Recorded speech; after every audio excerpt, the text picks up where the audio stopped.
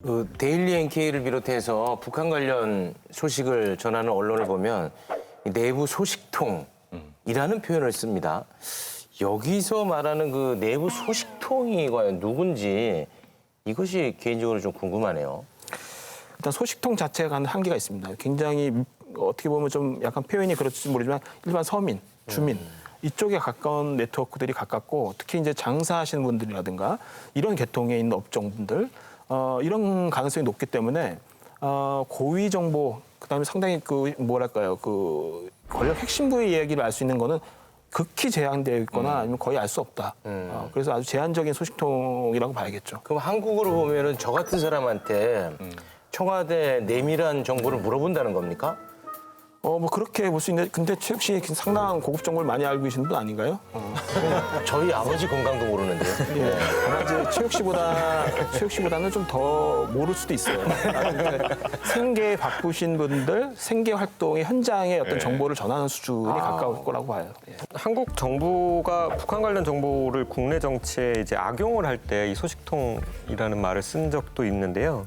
2016년 2월에 박근혜 정부가 개성공단 전면 중단 결정을 발표해서 한창 이제 술렁이던 상황에서 3시간 뒤에 통일부가 북한이 군 참모총장 이영기를 전격 숙청했다는 제목의 문건을 이례적으로 기자들한테 통일부가 배포를 합니다. 이때도 통일부는 보도를 할 때 대북 소식통으로 인용하라는 조건까지 달았는데 여기서 말하는 대북 소식통은 사실상 국정원을 의미했던 것이고 그래서 당시 언론은 이영계 숙청 사실을 대북 소식통을 이용해서 알리면서 김정은의 어떤 포악한 공포 정치를 조명을 했고 그것이 결과적으로는 개성공단 폐쇄로 인한 여론 악화를 잠재우는 효과를 가져왔는데 문제는 이제 석 달 뒤에 노동신문을 통해서 리영길이라는 사람은 여전히 살아있고 심지어 그 권력도 유지되고 있다는 사실이 확인이 된 거죠.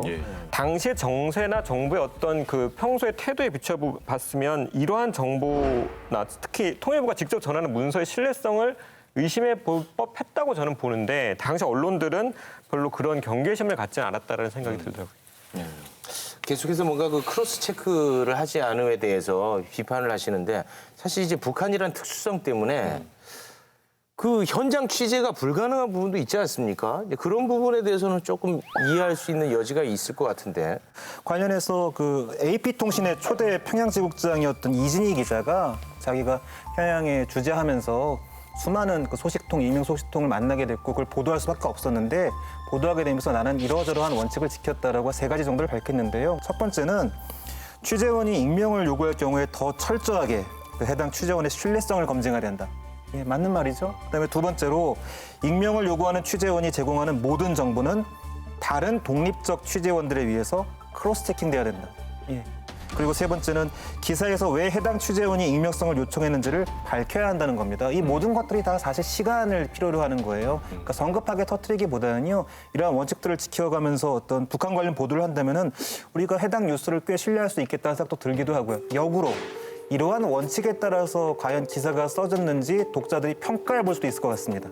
과연 왜 저 익명 취재원이 자기가 익명으로 등장할 수밖에 없었는지를 기사에서 밝혔나? 뭐 이런 것들을 한번 확인해 보면서 대북 관련 뉴스의 퀄리티들을 평가해 볼 수도 있을 것 같습니다.